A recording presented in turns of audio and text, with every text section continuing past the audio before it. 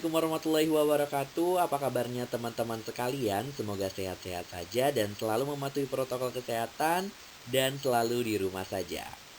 Baiklah, perkenalkan nama saya Muhammad Fadlan Rizkin Sution dengan NPM A1L019040 dan saya merupakan mahasiswa Universitas Bengkulu, Fakultas Keguruan dan Ilmu Pendidikan, jurusan Ilmu Pendidikan, Program Studi Bimbingan dan Konseling semester 4B.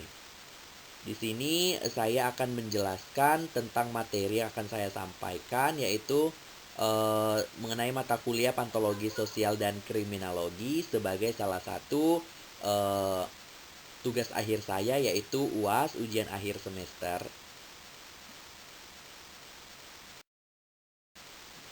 Materi yang akan saya sampaikan kali ini yaitu tentang pelacuran, atau bisa yang kita istilahnya sekarang itu dengan nama prostitusi dan materi kemiskinan. Baiklah, untuk yang pertama yaitu materi pelacuran. Dari pengertian, menurut para ahli memberikan beberapa pengertian tentang pelacuran. Pelacuran itu sendiri berasal dari bahasa Latin yaitu prostituare atau prostuare, yang berarti membiarkan diri berbuat zina, melakukan persundalan, pencabulan, dan pengendakan.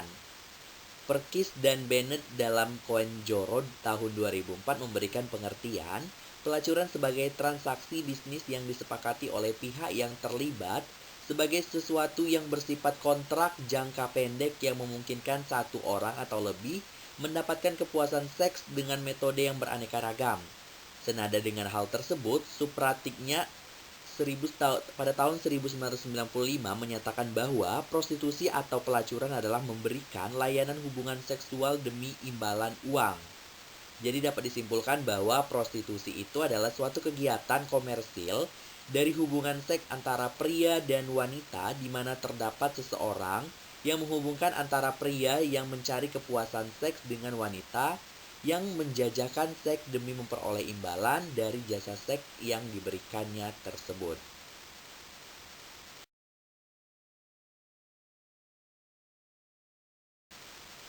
Baiklah, selanjutnya yaitu penyebab terjadinya prostitusi atau pelacuran. Yaitu ada dua faktor penyebabnya. Yang pertama, faktor internal. Faktor internal adalah faktor yang datang dari individu atau dari wanita itu sendiri, yaitu berkenaan dengan hasrat, rasa frustasi, kualitas konsep diri, dan sebagainya. Tidak sedikit dari para pelacur atau prostitusi ini merupakan korban pemerkosaan, sehingga mereka berpikir bahwa mereka sudah kotor dan profesi sebagai seorang pelacur ataupun prostitusi ini merupakan satu-satunya yang pantas bagi mereka, karena kehidupan yang kelam yang mereka alami dulu membuat hati dan moral mereka menjadi terpuruk. Yang kedua yaitu faktor eksternal. Faktor eksternal ini adalah sebab yang datang bukan secara langsung dari individu atau wanita itu sendiri, melainkan karena ada faktor luar yang mempengaruhinya untuk melakukan hal yang demikian. Faktor eksternal ini bisa berbentuk desakan kondisi ekonomi, pengaruh lingkungan, kegagalan kehidupan keluarga, kegagalan percintaan, dan sebagainya. Baiklah, selanjutnya yaitu upaya yang dilakukan oleh konselor untuk masalah prostitusi. Yang pertama yaitu memberikan informasi yang sedetail mungkin, sebanyak mungkin mengenai dampak buruk akibat dari tinsi. Yang kedua yaitu memberikan edukasi kepada siswa agar mengetahui mengenai prostitusi, yaitu tentang edukasi apa saja dampaknya, pengertian dari prostitusi itu sendiri, jenis-jenis prostitusi itu sendiri, dan prostitusi itu merupakan suatu tindakan yang menyimpang bagi seseorang. Itu tindakan yang tidak patut dicontoh. Yang ketiga yaitu mengarahkan siswa untuk mengikuti suatu kegiatan atau aktivitas yang positif serta kegiatan yang lebih ke arah keagamaan atau religi. Jadi dari beberapa upaya yang dilakukan itu semoga bisa membantu para siswa agar bisa mengetahui dan bisa mencegah agar tidak terjadinya prostitusi ini. Baiklah, materi selanjutnya yaitu tentang kemiskinan. Yang pertama yaitu tentang pengertiannya terlebih dahulu. Kemiskinan adalah suatu kondisi ketidakmampuan secara ekonomi untuk memenuhi standar hidup rata-rata masyarakat di suatu daerah tertentu. Kondisi ketidakmampuan ini ditandai dengan rendahnya kemampuan pendapatan untuk memenuhi kebutuhan pokok baik pangan, sandang maupun papan. Kemampuan pendapatan yang rendah ini juga akan berdampak berkurangnya kemampuan untuk memenuhi standar hidup rata-rata seperti standar kesehatan masyarakat serta standar pendidikan yang layak. Baiklah, selanjutnya yaitu penyebab terjadinya kemiskinan. Yang pertama, laju pertumbuhan penduduk. Angka kelahiran yang tinggi akan mengakibatkan laju pertumbuhan penduduk suatu negara menjadi besar.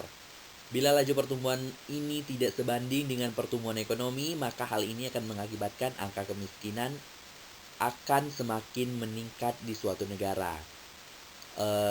Kita tahu bersama bahwa Indonesia merupakan negara keempat dengan populasi penduduk terbanyak di dunia. Yang kedua yaitu angka pengangguran tinggi. Lapangan pekerja yang terbatas menyebabkan angka pengangguran di suatu negara menjadi tinggi.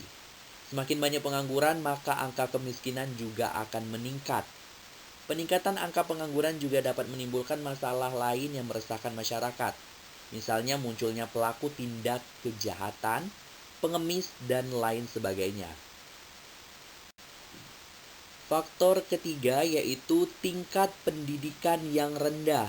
Masyarakat yang tingkat pendidikannya rendah cenderung tidak memiliki keterampilan, wawasan dan pengetahuan yang memadai, sehingga mereka tidak bisa bersaing dengan masyarakat yang berpendidikan tinggi di dunia kerja maupun dunia usaha. Hal ini kemungkinan membuat angka pengangguran dan kemiskinan menjadi bertambah. Yang keempat yaitu bencana alam. Bencana alam merupakan faktor penyebab kemiskinan yang tidak dapat dicegah karena berasal dari alam. Bencana alam seperti tsunami, banjir, tanah longsor, dan lain-lain akan menimbulkan kerusakan pada infrastruktur maupun psikologis. Peristiwa bencana alam yang besar dapat mengakibatkan masyarakat mengalami kemiskinan karena kehilangan harta. Yang kelima yaitu distribusi yang tidak merata. Ketidaksamaan pola kepemilikan sumber daya akan menimbulkan ketimpangan dalam distribusi pendapatan. Pada umumnya masyarakat yang hanya memiliki sumber daya terbatas dan berkualitas rendah berada di bawah garis kemiskinan. Selanjutnya, upaya yang dilakukan oleh guru BK di sekolah terhadap siswa-siswanya dalam kemiskinan. Yang pertama, memberikan informasi mengenai akibat dari kemiskinan, dampak-dampaknya, memberikan edukasi seperti itu, yaitu memberikan dampak dan pengertian serta hal-hal yang menyangkut tentang kemiskinan. Yang kedua tentunya kita selaku seorang guru yaitu mengajak atau menghimbau kepada murid-murid kepada siswa agar menjadi lebih pandai, orang yang pintar serta cerdas, yaitu dengan cara belajar dengan tekun, memberikan arahan dan masukan serta membimbing siswa tersebut.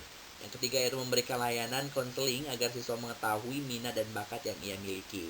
Jadi kita akan memberikan suatu layanan dalam bentuk tes maupun non-tes, yaitu untuk mengetahui minat dan bakat yang ia miliki. Jadi siswa tersebut mengetahui apa yang ada di dalam dirinya, potensi apa yang ia miliki, sehingga dia bisa bisa ke arah jenjang karir masa depan yang lebih baik.